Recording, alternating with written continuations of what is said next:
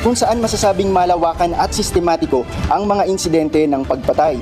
Hindi rin daw mga sibilyan ang targeted population, kundi mga suspected drug users. Ito daw ay Remember, sinasagot lang niya dito punto by punto yung sinasabi nung nagpo-prosecute. Okay? Sinasagot niya punto by punto eh. random o kaya yung mga nanlaban. Sabi pa ni Kaufman, hindi binanggit ng Office of the Prosecutor na sa Project Double Barrel, ito ay alinsunod sa batas at may polisiya at guidelines sa proper conduct. Ang tindi nun, ano? Ginagamit pa yung salitang yung double barrel na yun. Hindi nila alam. Ay nasa batas yun ng Pilipinas. So the president is just following the law. Di ba? Sabi ng prosekusyon, ang hawak nilang ebidensya ay sapat, may mga testimonya, dokumento at iba pa na nagpapakita na may pattern ng pagpatay at karahasan. May diagram din kung saan makikita ang ugnayan ni Duterte sa mga co-perpetrators at kung paano ibinababa ang utos ng pagpatay. Paliwanag ng depensa, gumagamit lamang daw talaga si Duterte ng hyperbole o rhetoric sa kanyang speeches at hindi raw dapat ituring na state policy. Wala rin daw direct order na nagsasabing barilin ang mga suspect.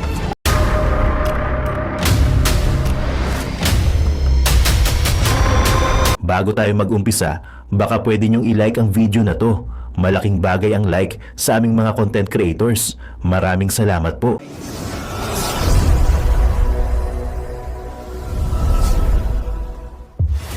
Eto, napakaganda mga babayan, no? Attore Kaufman, pinahiya ang mga live stream media ng mga bayaran. Ang ganda nito, mga kumare ko. Kasi dito sa video na to, pag-uusapan kung ganong kalupit, kung ganong kagaling itong si Attore Kaufman. No, isa-isa niya. Biruin nyo mga babayan, yung sinasabi nila ni Conti, Attore Conti, nung panahon na 30,000 daw, yung kanilang mga yung mga testigo na ginurgur daw umano ni Tatay Digong tapos naging 49 na lang. Ano ba talaga? At ito lumalabas mga babayan, no? Talagang panalo si Tatay Digong at ay nauubusan na sila ng mga ebidensya. At saka alam niyo naman talaga, pinagtutulungan lang talaga si Attore Kaufman at si Tatay Digong dahil sa politika, dahil alam nila pagka naghari pa rin ang Duterte sa Pilipinas, yung mga drug lord, yung mga kawatan, ng mga nangre-rape, mga nagbebenta ng mga drugs, hindi na kasi makakabalik mga kababayan. Siyempre, alam nyo naman, yung ating presidente, wala naman talagang ginagawa Kaya gusto nila maghari ang mga kademonyuhan dito sa Pilipinas. Pero sa kabila ng lahat mga babayan, kitang-kita nyo naman at ay yung pagtatanggol ni Attore Kaufman sa kay Tatay Digong at ay pagtatanggol sa katotohanan. Ay biruin mo ay nauubusan na umano ng testigo or ihaharap sa ICC itong mga kampo ng ni Attorney Conti. Kasi alam nyo, pag may konti ka, kukunti lang talaga ang kanilang mga ebidensya. Saka ito pa mga kababayan, biruin nyo ito ang sabi ni Attore Kaufman. Ang sabi ay hindi naman nag-utos itong si Tatay Digong na patayin nyo ang mga kawatan. Ang sinabi lang niya, pag lumaban, gurgurin nyo kaysa naman kayo ang magurgur. At ang sabi pa ni Tatay Digong dati, kung natandaan nyo, at yung mga tanso dyan, syempre, babaguhin na lang yung style ng mga pagsasalita kasi fake news yung mga yan Ang sinabi ni Tatay Digong noon, huwag idadamay ang mga sibilyan. Okay? Kasi alam nyo mga babayan, kasi ang mga sibilyan, pagka oras ng mga kaguluhan, diba, hinahabol yung mga drug addict, syempre naglaban. Nandyan yung mga pamilya nila na mga sibilyan, so nadadamay. So hindi naman inutos si Tatay Digong na idamay nyo ang mga sibilyan. Napakalinaw nun mga kababayan ko, mga kumare, napakalinaw nun. Kaso, syempre, itong mga demonyong kawatan na to, mga sumisira at ay sumira na talaga sa pangalan ng Duterte, ay hindi sila magtatagumpay. Ngayon na, bumabanat na. Kita nyo yung mga live stream media ay sinupalpal at ay pinahiya din ni Attore Kaufman kasi nga ay ginagago nila yung kanilang pagre-report na ipalabas sa kanilang mga TV show na mali or hindi panig, ganun, di ba? Alam nyo naman, ang malita daw ay umabot umano sa mga live stream media. Malita na naman. Grabe, di ba? At dito natin hihimay-himayin mga babayan Tandaan nyo ba, ikaw Marge, nakarinig ka ba kay Tatay Digong na sinabi niya na idamay nyo ang mga sibilyan? Ayan, ang tanong ko sa iyo, ilagay mo yan sa comment section. At sinabi ba ni Tatay Digong, no, napatayin mo na agad yung mga gumagamit ng pinagbabawal na gamot, yung drug lord, yung mga nahulihan ng mga drugs, di ba? Hindi naman niya sinabi na patayin, di ba? Pag naglaban, itumba nyo. Kesa naman kayo, ang maitumba, ayokong mabawasan ng aking pulis. Yan, napakalinaw niyan, mga kababayan. Di ba? So ngayon, ito yung pinaglalaban ni Atty. Kaufman, no, sa ICC na walang bahid ng kadumihan na tumanggap lang umano ng $2 million. Di ba? Kaso ngayon, mga kumare ko, ay medyo nagigipit na rin itong mga ICC at ang mga kampo ni Atty. Conte kasi konti na lang yung ebidensya nila. Nasa na, nakikita nyo ba yung nilalabas ba nila yung 30,000 na mga ebidensya umano na ikakasangkutan ni Tatay Digong, na ikakakulong ni Tatay Digong. Baka hindi nyo alam, susunod ng mga araw, makakauwi na si Tatay Digong. So, siyempre, panalangin pa rin natin na si Tatay Digong ay malapit na makauwi at buhay na makapiling pa natin dito sa Pilipinas. So, ganito mga kumare ko. No, kung gusto mo pang panoorin ang full video, napakaganda nito hanggang sa dulo. Siyempre, manonood tayo dito kay Boss Banat Bay, na isa sa pinakamalupit ng Banateros Brothers. So, kung nagustuhan mo itong video na to mga kumare ko, shoutout sa mga kumare ko, mga share ko dyan.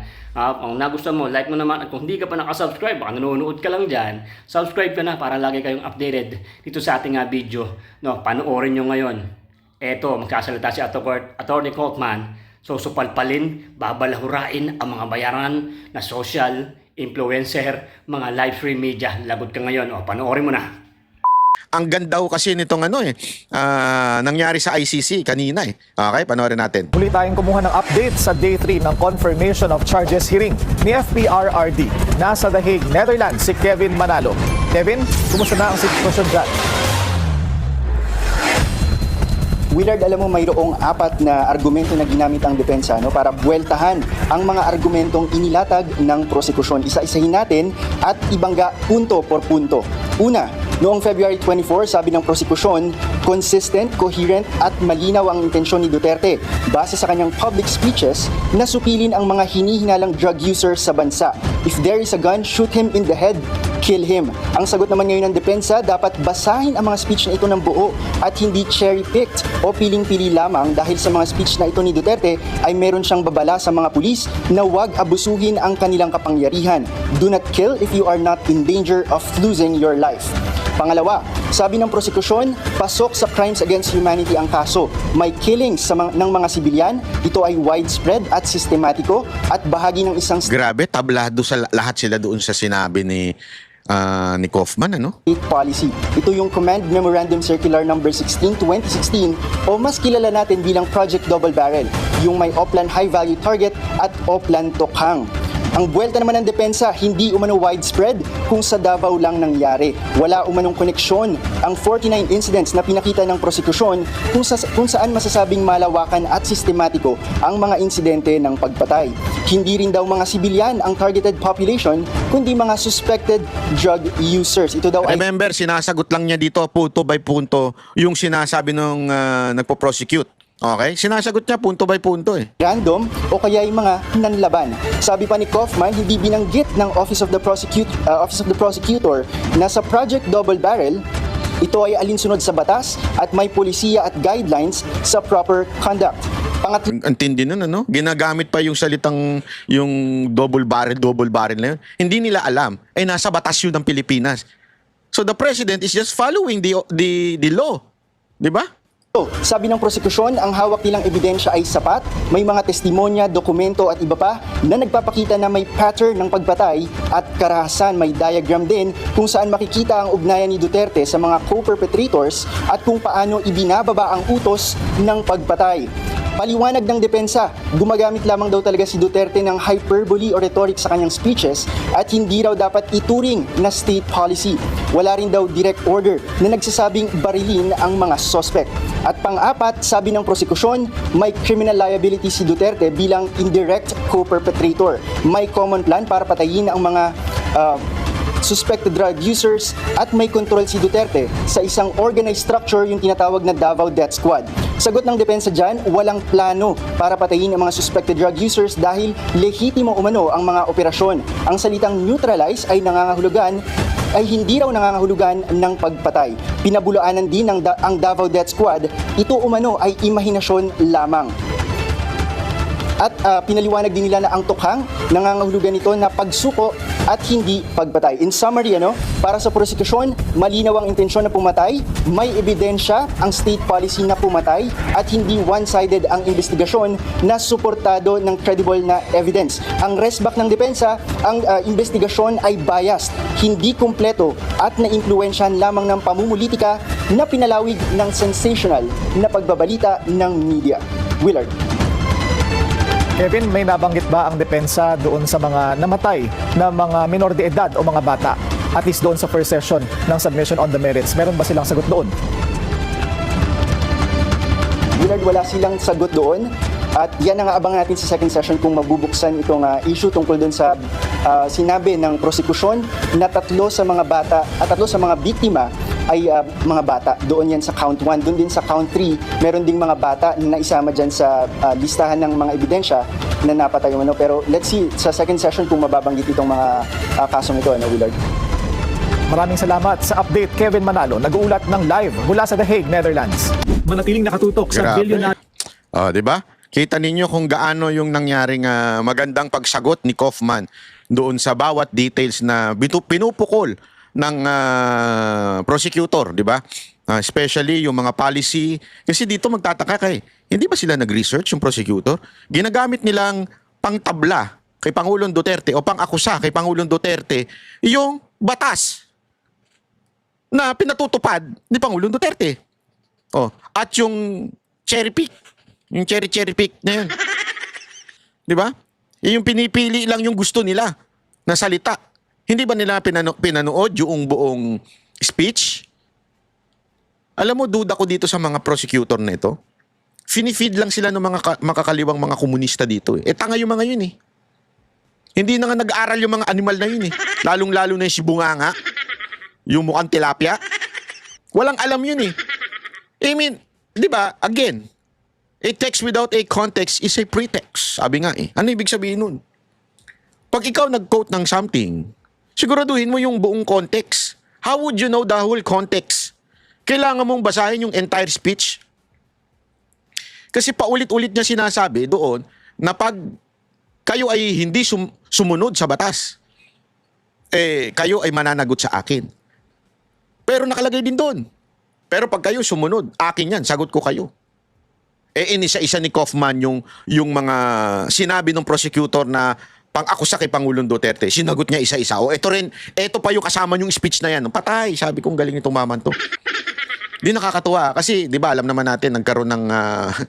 sorry to say, wag ko kayo magagalit. Wala po ako sinisiraan dito, wala akong pakialam doon sa mga vlogger. Pero tandaan ninyo, siniraan ito ng mga vlogger noon, Itong si Kaufman. Ang dami pang ginawang... sabi ko, siguro to si Kaufman. Sasabihin talaga nito sa utang. Ang mga Pilipino, chismosa, no? Nagtatrabaho ko dito na maayos. Inilagay ako ng pamilya. Tapos gagawan ako ng chismis. Kung ano-ano pang eksenang sasabihin sa akin. Okay, tingnan niyo ngayon. Pahiya silang lahat. Kasi ultimong si Panelo. Sinabi niya alam mo, kung kilala ninyo si Panelo, pasensya na, huwag kayo magagalit. Pero kung kilala ninyo si Panelo, isa ito sa pinakamataray na abogado. No, hindi ako nagbibiro. Kaya nga sila nag-aaway hindi naman nag-aaway, ganun na nga, wag na nating pagandahin. Kaya nga sila nag-aaway ni Roque. Kasi prangka itong tao na ito . Pag hindi niya kursunada ang galawan, hindi niya kursunada. Yari ka. Totoo. Yan si Yan si Roque. Ay si Panelo. Pero kanina nung tinanong, sabi ba sa kanya, what can you say about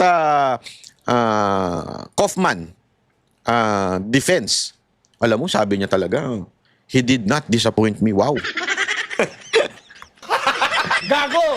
Hindi totoo. Yun ang sinabi niya. He did not disappoint me. Ibig sabihin, talagang kasi daw, inisa-isa niya at talagang alam mong nag-aral. Nasagot niya isa-isa. Di ba? At saka sinabi niya, malamang, nakikinig siya sa akin. Yan ang gusto ko sa iyo, Atty. Panelo. May magagalit na naman dyan, patay kang bata ka. Ito, pakinggan natin Itong part, wait lang, ito. Ayusin lang natin, hindi ko kasi na-prepare.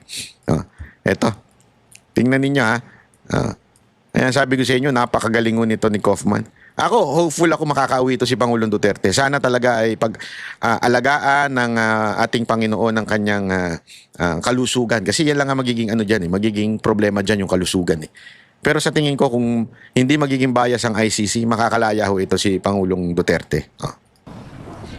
Ivan, okay, kasama natin nga dito si Attorney Panelo. Sir, alam namin nagmamadali ka pero you came here as an observer but being kaalyado at abogado ni former President. Ano ho ang masasabi ho ninyo sa unang pagsabak po nitong defense team ni Attorney Kaufman ngayong araw? Well, Attorney Kaufman did not disappoint me. Yun. Because, obviously, he has prepared himself for the case for today's submission. He has thoroughly studied this case.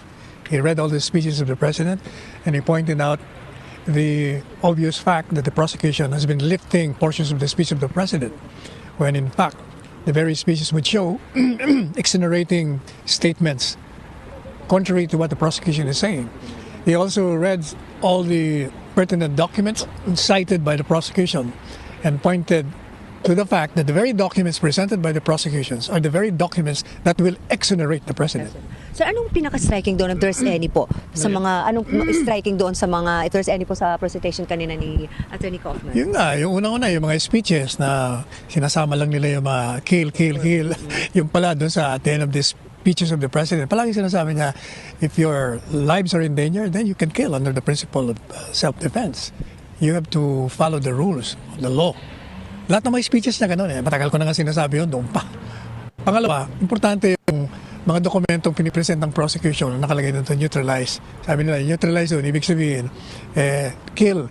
So parang lumalabas na yun ang dokumento that will show the murderous intent of the president at pinapakita yung commonality of design ng mga di umanong accused and the co-perpetrators. Pero lumalabas, yung mismong dokumentong yun, habang nakalagay yung neutralized, na mali nga ang basa nila, nakalagay mismo doon na umaresto kayo nang naaayon sa batas. Yun. O, kaya nabuking sila. Attorney, pero sabi ni Attorney Nery Colmenares, mahina ang depensa. Ang depensa, hindi pa pwedeng maging mahina. Ang prosecution, ang burden of proof to show na may ebidensya sila. Dito mo makikita na ang bobo nung kaliwa, no? Si Atty. Colmenares. Paano mo masasabing mahina ang defense? In the first place, ang dapat sinasabihan ng mahina o malakas ay yung nag-aakusa. Malakas ba yung akusasyon? Malakas ba yung ebidensya mo na para mag-accuse ng tao? Hindi yung dumidepensa. Dahil yung depensa, nagre-rely lang siya doon sa akusasyon. Ano ibig sabihin nun? Kaya nga sinasabi ni Atty. Panelo dito, the burden of proof, yung pinakabigat na pagpatunay, magbigay ng ebidensya ay doon sa humuhusga. So therefore, siya dapat ang tanungin o i-judge, malakas ba yung ebidensya mo na pang-accuse o mahina? Yung depensa, nag-aantay lang yan, depende doon sa i-accuse sa'yo. Paano hihina o lalakas yun? Mahina daw, sabi ni Colmenares. Ang bobo talaga. Gago! Pag makakaliwa talaga, sayad ang utak eh. Defense need not prove anything. Ang ginawa nga ng defense kanina, tinalakay na lang yung mga ebidensya nila, pinakita yung kahinaan ng ebidensya nila. But Attorney Kaufman, according to Attorney Nery, failed to debunk yung mga niraise mo ng Inulit mo pa talaga, te, ha? Failed to debunk daw. prosecution in the earlier part of the hearing po. Alam nga naman sabihin ng abogado yun na Correct. maganda yung presentasyon ni Attorney Kaufman. Natula lang yun. Alam mo, as I was telling one foreign journalist, kasi he was saying na yung mga sinasabi ni Attorney Kaufman, narinig niya na sa akin yun noon pa. Kasi mga komentaryo ko, pareho lang kami. Yun. Sabi ko, alam po ninyo. Yan ang gusto ko sa'yo, Atty. Panelo eh. If you're an objective lawyer, you will be saying the same things that he has been saying in his submission and that I've been saying in my commentaries. But if you are a biased lawyer, you will be parroting the prosecution's line. Kailangan ka maging objective ka. Alright. Ivan, Pia? Oh, yan. Inulit na lang niya yung mga questions dyan eh. Alam mo, maganda talaga yung sinabi ni Panelo dito eh. He did well. He did well sa dulo na sinabi niya. Magaling, maayos. Talagang well-researched si Kaufman. Nakakatuwa. Walang insecurity sa part nito. Sorry ah. Kasi yung iba, alam naman natin, medyo... ako walang pinapatukuyang lawyer, walang pinapatukuyan ha. Pero may mga ibang vlogger dyan na mas magaling pa eh. kaysa dun sa abogado. Yeah? Alam mo, sa totoo lang, paulit-ulit pa nga tinatanong dyan kay Attorney Panelo na bakit hindi ka nandyan to represent the president since you are the presidential advisor for diba? Nakalimutan ko na kung anong tawag doon. Pero, alam mo, sagot lang niya, it's the decision of the family. Hindi siya nag-bitter. Kasi yung pamilya kasi, hindi ako kursunada. Ayaw sa akin. Walang ganun. At hindi siya nag-utos sa mga vlogger na bumanat. Hindi, sorry to say, pero minsan kasi ganun eh. Minsan merong tayong insecurity. I mean, alam nyo, may dahilan si VP Sara Duterte kung bakit si Kaufman ang nilagay. Meron siyang dahilan. Kasi remember, nagdidesisyon nito family. And the head of the family as of now, they consider the head of the family. Alam naman natin, kahit si Pangulong Duterte, siya na nagsabi, si Inday, alpha yan sa pamilya. Ang nagdi-decide niyan talaga, sabi nga ni Basti, si ate. Si ate talaga, si VP Sara Duterte. And yun ang decision. Therefore, let's respect that. At ang gusto ko na nga dito sa statement paulit-ulit na statement ni Panelo, nire-respeto niya yung desisyon. Kahit ba sasabihin natin, mas nakasama namin niya, mas alam namin ng maitutulong namin dahil sa alam namin yung mga polisiya, pwede niya sanang ipagyabang ng ganun eh. Hindi. We respect the decision of VP Sara Duterte. Yan ang gusto ko. Panalo yan. Pero alam nyo, isa pang matinding dito sa ICC, yung ginamit yung video, sabit na naman ng mga prosecutor nito, sabit na naman sila. Bakit kanyo? Yung ginamit na video na pinresent ng prosecutor doon sa ICC, hindi pinagpaalam at sinapchap. Sinapchap po. Panoorin natin to Sinapchap po nila. Kakahiya. Sa iba naman balita, umalma ang isang Davao City-based journalist sa naging paggamit ng isang prosecutor ng International Criminal Court sa kanyang CCTV video sa confirmation of hearing charges laban kay dating Pangulong Rodrigo Duterte. Ginitang nasabing mamamahayag na hindi po siya kailanman kinontak ng sinumang ICC investigator o ng prosecutor bago ito pinakita sa pagdinig. Kaya mariin niyang tinatanggi ang anumang kaugnayan sa umano'y na-edit o pinagtagpi-tagping video. Kunin natin ang karagdagang detalye sa live report ni Erlo Bringas. Erlo. Ali sa day 3 ng nagpapatuloy na confirmation of charges hearing kaugnay ng kaso ni dating Pangulong Rodrigo Duterte ay napansin ng isang Davao City-based journalist yung isang video na ginamit na presentasyon noong day 1. Inalmahan ito kaagad ng nasabing Davao City journalist at humihingi siya ng mismong apology o nagdedemand siya ng apology doon mismo sa ICC prosecution kung bakit ginamit ang kanyang video at ikinonekta pa sa kaso ng Pangulo na hindi naman daw dapat. Bahagi yan ng mga naunang naging presentasyon noong unang araw ng presentation of charges sa International Criminal Court kaugnay pa rin ang kaso ni dating Pangulong Rodrigo Duterte. Diyan ipinakita ng prosekusyon sa pagdinig ang isang 2013 video kung saan makikita si noon at dating Davao City Mayor Rodrigo Duterte na tumutugon sa isang footage ng pagpaslang sa tatlong pinaghihinalaang magnanakaw sa Agdao Public Market sa Davao City. Ayon sa prosekusyon, makikitang parang ipinagmamalaki pa raw ng dating Pangulo ang mga pagpatay at iginiit na malaya o manong kumikilos sa mga salari na inuugnay sa Davao Death Squad sa ilalim ng kanyang pamumuno. Mr. Duterte portrayed himself as tough on crime, law and order enforcer. This triple murder was filmed. Mayor Duterte watched it himself. You can see the perpetrators shooting, committing the crime. Yet, Mr. Duterte, the former prosecutor, Mr. Tough on Crime, could not get this triple murder.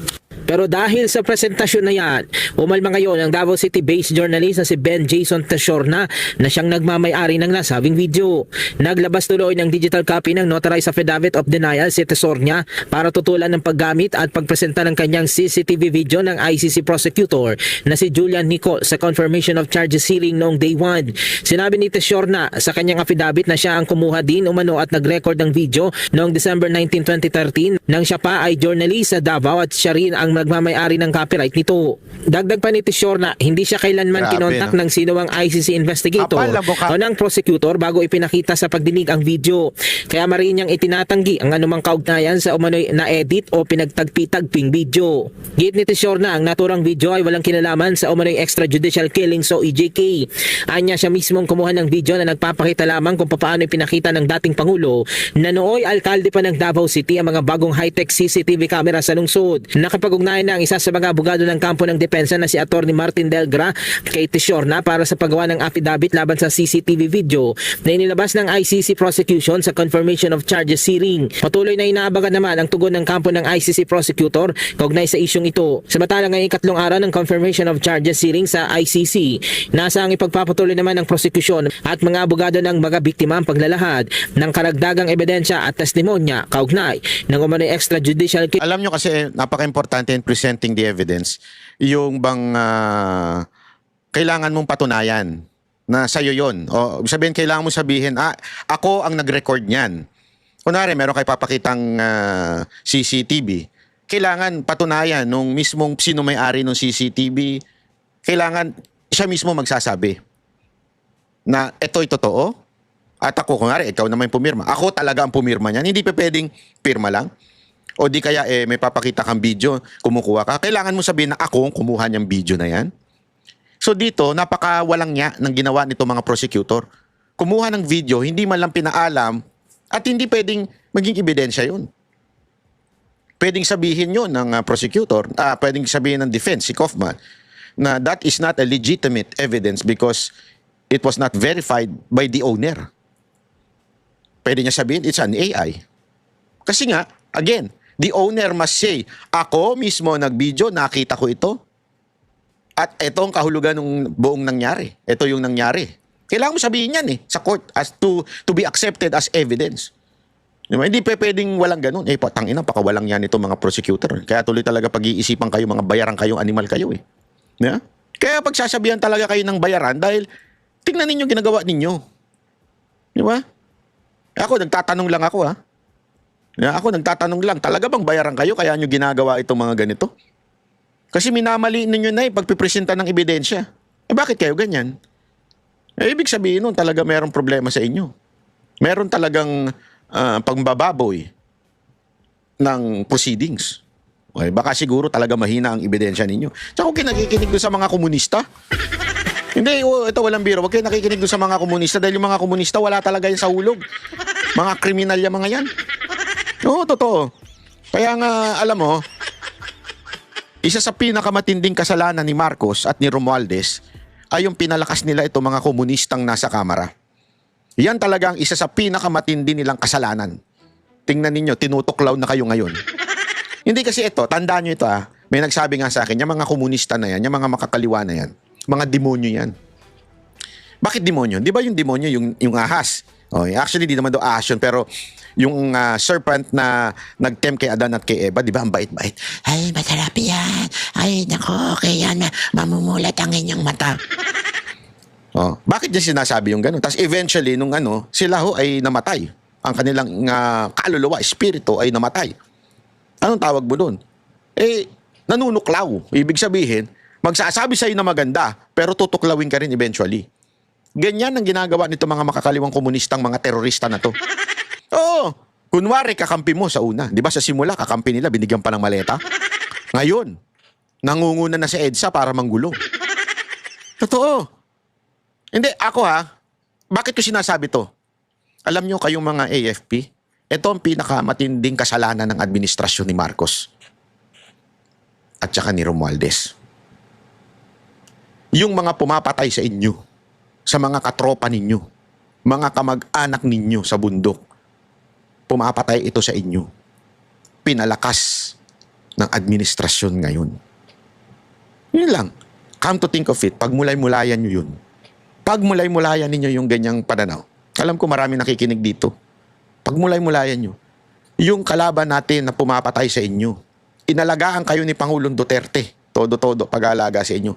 Tapos ngayong panahon ni Marcos, pinalakas niya yung kalaban ninyo na pumapatay sa inyo. They empowered them. How? Kita nyo naman, sinabi ng kapwa ninyo, mga tropa ninyo, nag-deliver sila ng pera dito sa mga to.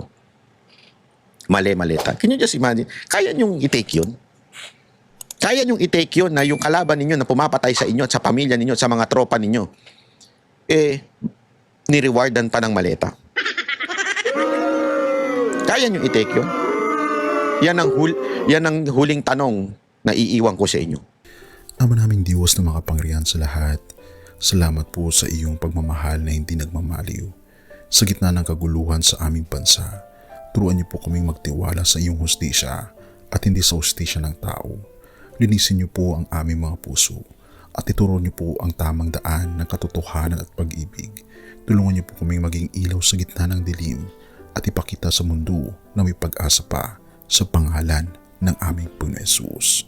Salamat po sa pag-ibig po ninyo at salamat sa pagdinig ng aming mga panalangin at iligtas niyo po kami. Sa pangalawa po ninyong pagparito at patawarin po kami sa lahat ng aming mga pagkukulang at pagkakasala sapagkat ito po ang aming samutiling sa matamis na pangalan ng aming Panginoon Hesus. Amen. Sa lumang silid, mag-isa kang tahimik. Walang kamera, palakpak ay wala na. Ngunit sa bawat pader ng bayang iniwan mo, may pangalan mong di na mabubura.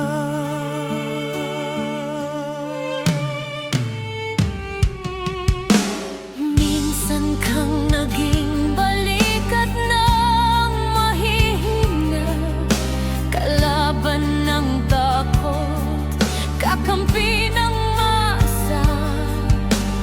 Di mo man laging nasabi ang tama, pinili mong ipaglaban ang madla.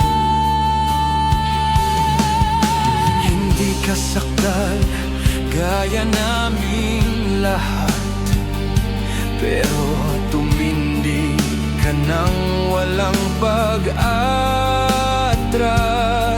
At ngayong pagod ka na, tatay, kami naman ang sasalo ng bawat bigat.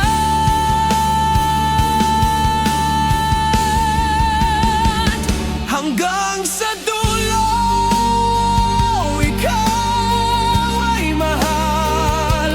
Kahit papagod na ang iyong katawan, tatay, salamat sa iyong paglaban.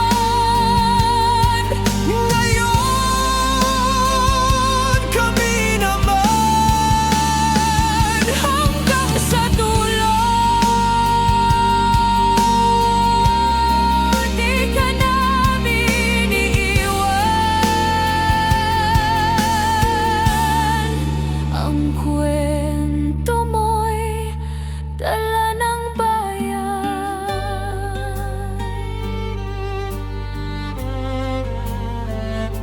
Tahimik ka na sa mga batikos, wala nang tugon, wala nang galit, pero sa mata ng mga maralita, naroon pa rin ang tapat mong alaala. Marami mang di nakaintindi, marami pa rin ang di nakakalimot.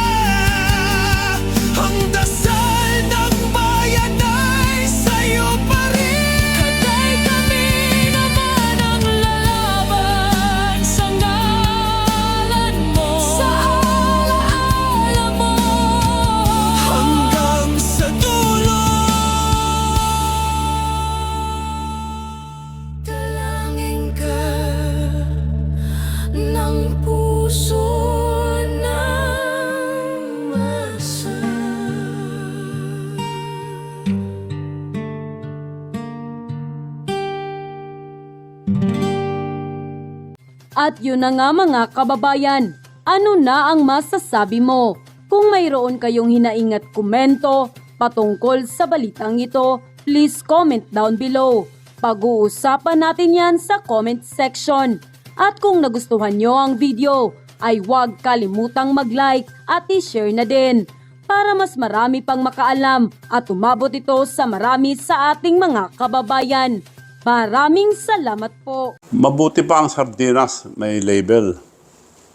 Tayo, wala. Oo nga pala. Nay, ito na yung bayad ko sa isa, ano? O, kunin mo yung isa. Isa muna, iyan, no? Tapos, isa pa, di ba? 4 dapat na sardinas, eh. Yan. 3 na. Pang-4 na sardinas. Okay na.